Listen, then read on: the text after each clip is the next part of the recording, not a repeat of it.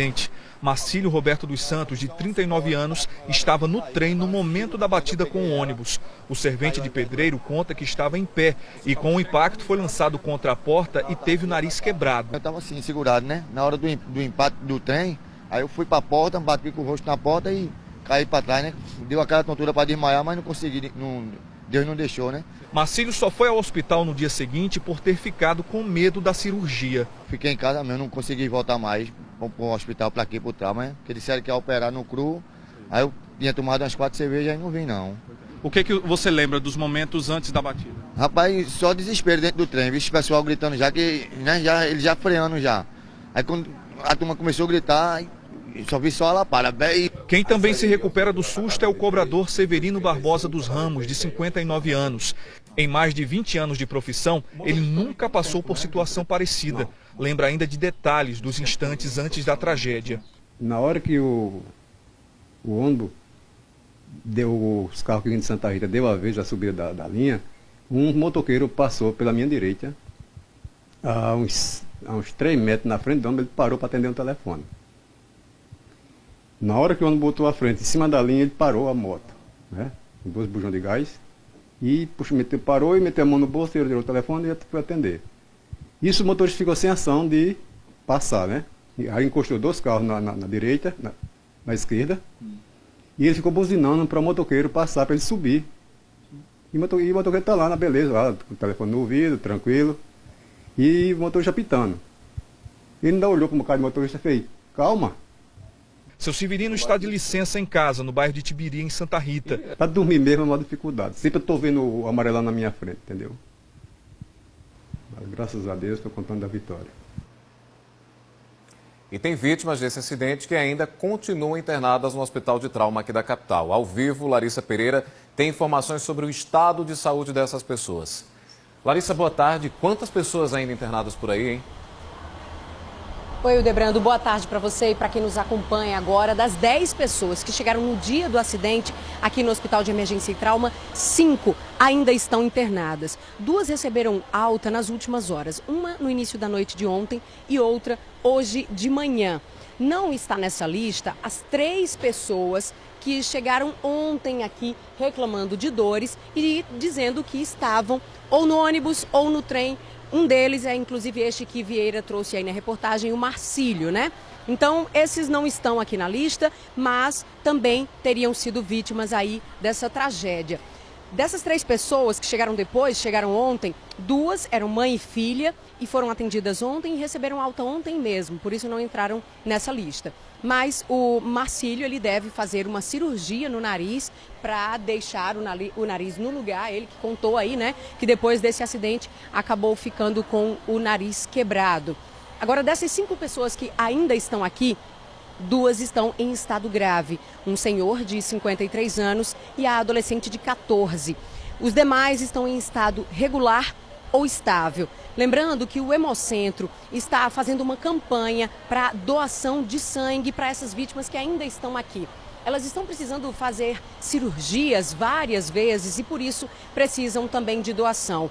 No dia do acidente, aqui no Hospital de Emergência e Trauma, tinham 3 bolsas de sangue disponíveis. Depois que o hospital começou a fazer campanha, chegaram 98 bolsas, mas elas estão sendo usadas a todo tempo. E por isso o Hemocentro esteve aqui ontem e hoje, para quem quiser ajudar essas vítimas e não sabe como fazer, pode doar sangue. É só ir até a cidade de Santa Rita. Tem 2 pontos em Tibiri 2, na UPA de Tibiri, até às 4 horas da tarde. E também até às 4 horas da tarde, no distrito de Cruz do Espírito Santo. Também ali bem pertinho de Santa Rita. Se você quiser fazer a doação, pode ir, basta ter entre 16 e 59 anos e fazer a sua doação. Claro, está bem de saúde, né? E o Debrando é com você. É isso aí, tá dado o recado. Vamos colaborar então, Larissa. Obrigado pelas informações. E Larissa Pereira acompanhou como é que foi o velório das outras 3 mulheres ontem em Santa Rita. Edilane da Silva Macedo Alves, 49 anos, casada, tinha 2 filhos e 2 netos. Dedicada aos estudos, se formou professora. Era o orgulho da família de 7 irmãos.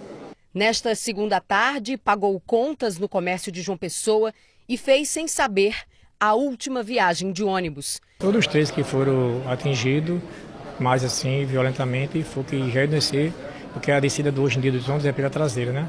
Antes era pela frente, hoje em dia é o contrário. Você paga passagem na frente para descer atrás. Aí no caso, né, você já fica em pé, que é passando parada, poucos metros, ela já ia descer. O velório da professora Edilane, de 49 anos, aconteceu nesta Igreja Batista em Várzea Nova, em frente ao local da tragédia.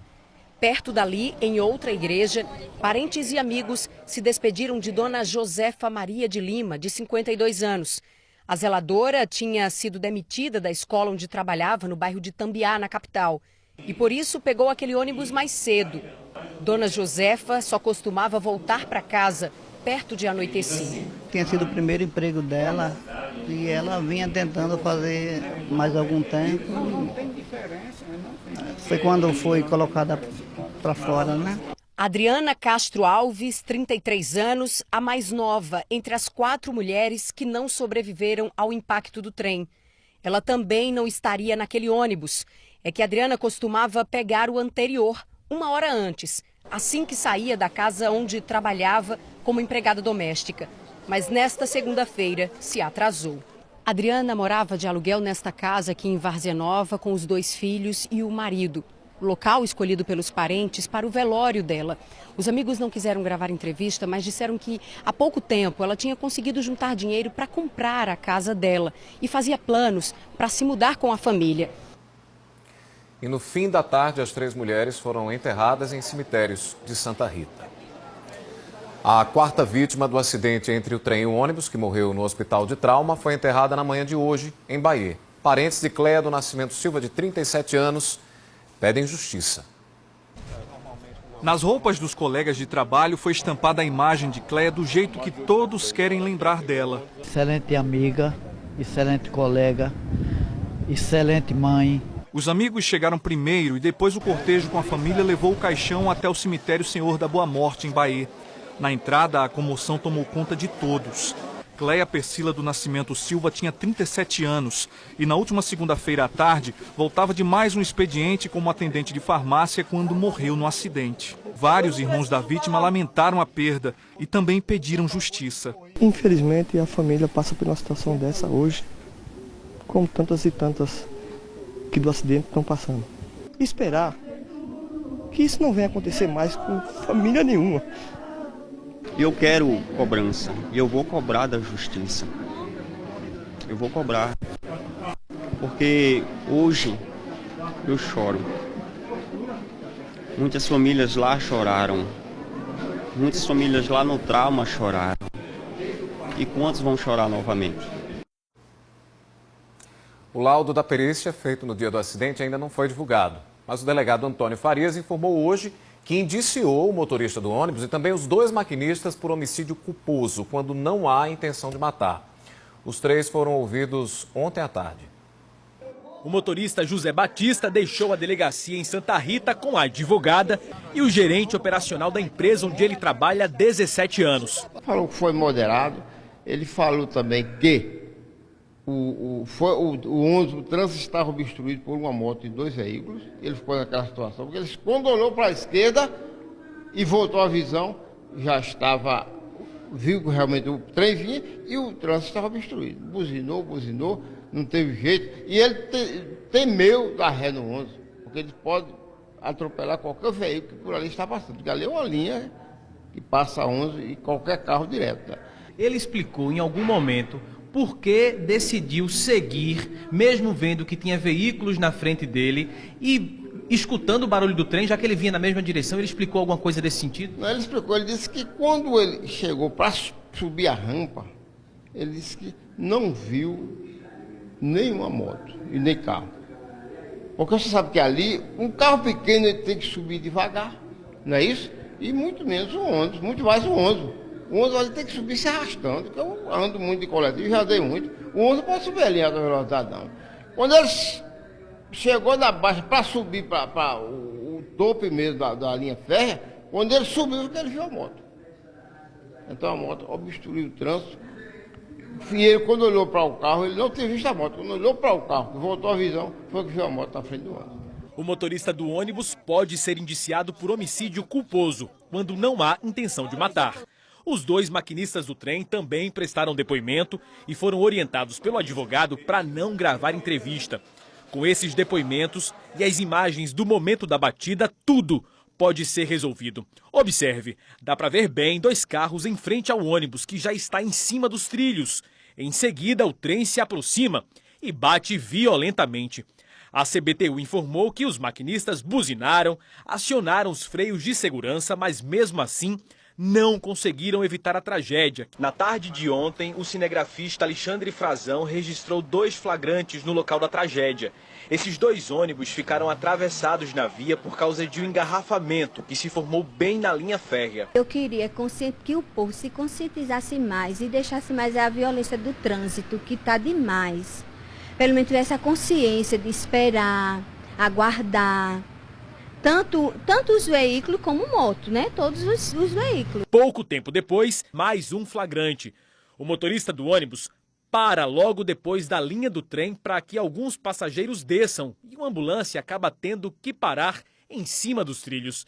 Só que o local não é um ponto de parada de transporte coletivo. Seria viável até que tivesse uma outra via e ficasse uma de sentido único, essa para sair, e uma outra que pudesse entrar, acho que evitaria, né? A rampa que o delegado falou na reportagem é essa aí, ó, por onde passam os veículos, onde o ônibus parou e foi atingido pelo trem na hora do acidente. Está na hora do calendário JPB, que hoje mostra um